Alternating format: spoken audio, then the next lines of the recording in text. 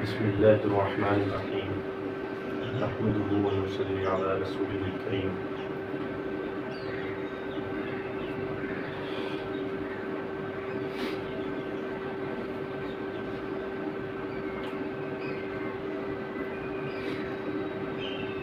Hussein radiyallahu ta'ala anhu, zeal for knowledge, the leader of the descendants of the Nabi sallallahu alaihi wasallam. Hussein radiyallahu ta'ala anhu was 1 year junior to Hassan radiyallahu ta'ala anhu, his brother. He was a little over 6 at the time of the Nabi's death. Nothing much can be expected from a child of this age, but there are quite a few hadiths narrated by Imam Hussein radiallahu ta'ala anhu. Hadith scholars count him among those Sahaba who are responsible for giving us at least 8 hadiths. Hussein radiallahu ta'ala anhu narrates that I heard the Nabi sallallahu alayhi wa sallam say, each time a person recites Inna lillahi wa inna ilayhi raji'un, when he recalls or is otherwise reminded of an adversity previously met by him, he receives a reward from Allah Ta'ala as he would have had at the time of actual infliction. And the Nabi sallallahu alayhi wa sallam said, a Muslim gets immunity from drowning while crossing a river if at the time of embarking he recites Bismillahi majriha wa mursaha inna rabbi ghafurur rahim. In the name of Allah, be its course and its moving, my Lord is surely most forgiving, most merciful. It is also reported on his authority that the Nabi sallallahu alaihi wasallam said, to shun vain things makes one a good Muslim. Rabi'a radiallahu ta'ala anhu says, I once asked Hussein radiallahu ta'ala anhu if he remembered any incident in the life of Rasulullah sallallahu alaihi wasallam. He said, yes, once I managed to get onto a few dates lying near a window and put one of them into my mouth. Rasulullah sallallahu alaihi wasallam told me to take out and throw away the dates as we, his family members, were not permitted to eat anything from sadaqah. Hussein radiallahu ta'ala had gone on foot 25 times of pilgrimage to Makkah. He was very punctual in fasting, saying nafil salah and spending on the poor. In the note Sheikh wrote, we find quite a few Sahaba narrating many sayings which they had heard from Rasulullah sallallahu alaihi wasallam in their childhood. Mahmud ibn al-Rabi radiyallahu ta'ala anhu was only 5 at the time of Rasulullah's death. He says, once Rasulullah sallallahu alaihi wasallam came to our house, we had a well inside the house. He filled some water in his mouth from that well and then squirted it on my face. I shall never forget this incident. We are in the habit of engaging our children in adult confusing their minds by telling them fictitious stories and frightening them with the giants and the jinns. If instead we induce them to read the lives of great men of Islam, narrate to them stories of the pious people, and warn them of the consequences of Allah Ta'ala's disobedience, they may be greatly benefited in their life in this world and in the Akhirah. In childhood, the memory is at its best. Anything memorized at that time is seldom forgotten. If children are made to memorize the Quran, they will be able to do so very easily and quickly.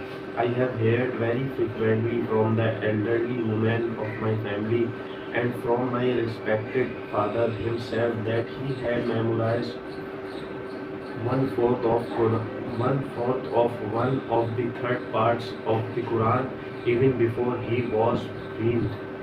And he had finished memorizing the whole Quran, and on top of that, he had read a few standard books in Persian literature, the latter of his own accord, by the time he was only 7. He once told me when I had finished memorizing the Quran, my father required my father required me to repeat from memory the full Quran once daily, and permitted me to play for the rest of the day. I used to sit on the roof of the house being summer and start reciting the Quran just after Fajr. I would finish the whole of it in about 7 hours. I then had my lunch in the evening. I used to get lessons in Persian, though, though it was not compulsory for me. To this routine I stuck for full 6 months. Allah. It is not an ordinary thing for a child of 7 to recite the Quran once daily for full 6 months, along with learning other things. As a result, he would never forget or commit an error when reciting the Quran from memory. Apparently, he earned his livelihood by trade in books. He was found reciting the Quran even when his hands were engaged in performing his job. Sometimes he would even teach the boys who wanted to learn from him after the school hours, while himself reciting the Quran and doing his job. He thus attended he thus attended to three things at a time, but his way of teaching his students was different from that adopted currently in the schools, where the entire burden is on the teachers. He simply listened to the student reading, translating, and explaining the meaning. If the student was correct, he simply said, "Go ahead." But if the student made some error or needed some further explanation, then only would he correct or explain. As the case might be, now this story is not of ancient time. This has happened only recently. It is therefore wrong to think that the Muslims of today, being of poor physical strength, cannot try to follow the footsteps of their ancestors in Islam. Alhamdulillah, Allah gave us a new year one more time. So it is a opportunity for us to try to make more deeds in the last month of Muharram. Muharram has also many fadail in ahadith.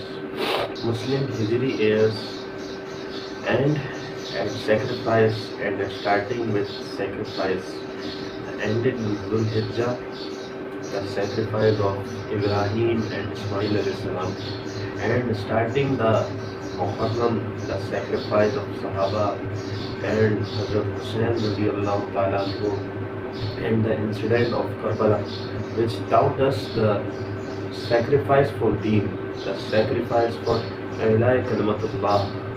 That is the responsibility of all Muslims because of identity of the Prophet sallallahu alaihi wasallam.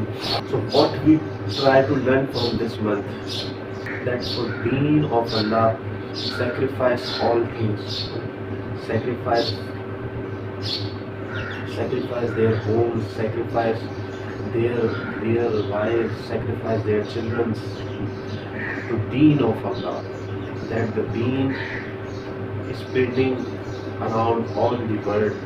The message of Deen is spreading all around the world. May Allah try to learn what Allah accept, what Allah expect from these sacrifices which He gave us, the end of the Hijri years and the start of the Hijri years. Assalamu alaikum wa rahmatullahi wa barakatuh.